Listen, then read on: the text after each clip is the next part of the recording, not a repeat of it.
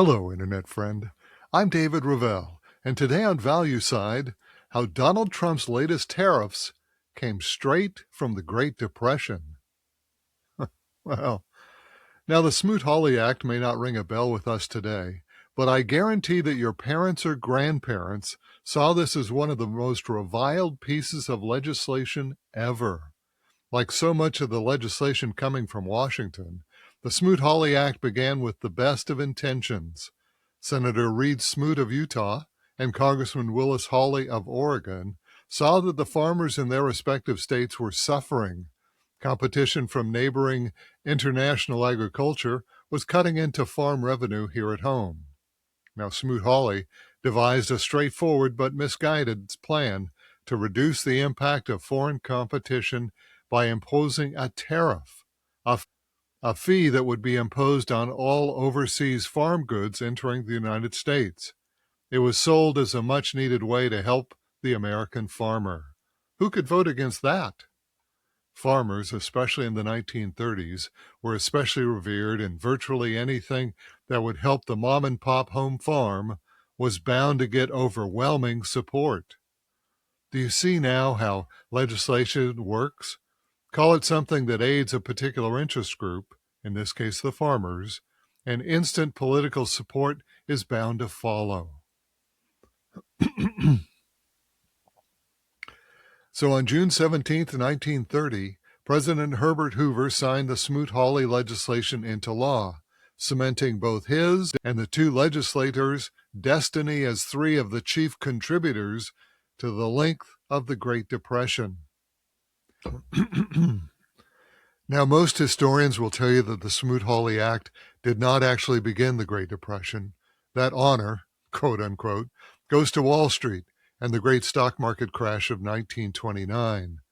But Smoot-Hawley was the act that really finished off the economy, making what might have been a severe recession into a much longer, deeper depression, one that would not have happened if those politicians hadn't tried to, quote, help the farmers. In this one single act, Washington touched off a global trade war, one that saw a series of retaliations, with one nation raising tariffs against the other. Soon prices across the world skyrocketed, and shortages began to appear as competing countries decided not to trade with their supposed rivals. The international trade war spiraled out of control, and like all wars once begun, the course it follows is completely unpredictable. After the first shot by the Americans, the rest of the world fought back. Trade declined precipitously, and shortages began to appear. Eventually, it became apparent that even in the 1930s, American prosperity was dependent upon our ability to receive inexpensive, plentiful goods from abroad. America was not then, and never has been, a fully integrated economy, an economy that produces all it needs here at home. The U.S. standard of living nearly a century ago was dependent upon foreign raw materials, components, and finished goods then as we are now. It took the American public some time to recognize the damage that had been done by the Smoot-Hawley tariffs. But as the dreadful gloom of the Depression wore on, week after week, month after month, citizens began to look around and point to the origins of their misery. Americans took their vengeance out in the way that we're accustomed, at the ballot box. The 25-year tenure of Congressman Hawley smashed at the next election. So too the 30 years of Senator Smoot-Hawley on Washington went down in flames. But the real ire of the country was taken out on President Herbert Hoover, who suffered one of the most ignominious defeats in history. Hoover could not even get 40% of the Americans to vote for him again, as he went down to a newcomer named Franklin Roosevelt. Now, until they died, my grandparents, among many, had few kind words to say of President Hoover or the two legislators, Smoot and Hawley, who created one of the most reviled laws of all time. Most interesting, Hoover's claim to fame, the thing that saw him elected in 1929, was his background and understanding of business.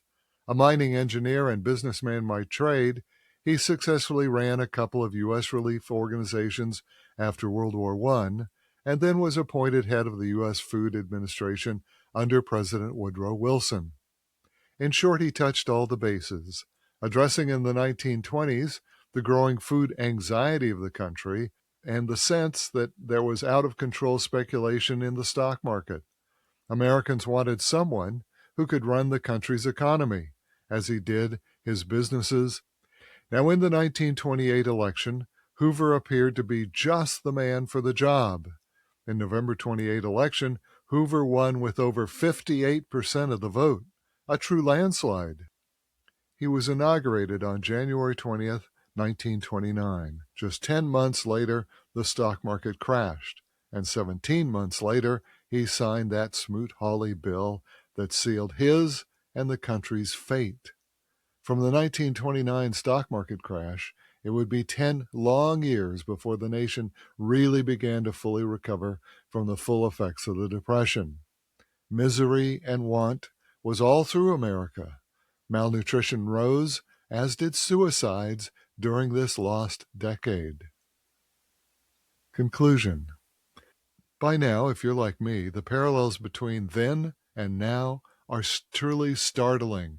It is as if we're sleepwalking through the 1930s all over again. The nation's growing anxiety over food shortages, the trepidation about financial speculation, AI anyone, the charismatic businessman, elected president who wins on his promise to manage the economy, the feeling that America is invincible and our economy indestructible. Finally, the enactment of the tariffs as a way to cure a limited American goal, with no sense that other countries might retaliate because of it. While most economists and historians agree that Smoot-Hawley did not start the Depression, everyone agrees that it was made much, much worse by these tariffs. I'll leave you with the final uncanny parallel to the past. As you know, recently President Trump signed new tariffs against Canada. The official White House announcement reads, and I quote, "Today, President Donald J. Trump signed 3 proclamations pursuant to Section 338 of the Tariff Act of 1930 to impose additional 50% tariffs on certain goods of Canada." Unquote. Did the Tariff Act of 1930 sound familiar? Oh, yes. It's otherwise known as the Smoot-Hawley Tariff Act. And that's today's Value Side. For all of our podcasts and references, visit valueside.com. I'm David Reviled. Value Side is independently researched and written. The views expressed are strictly my own.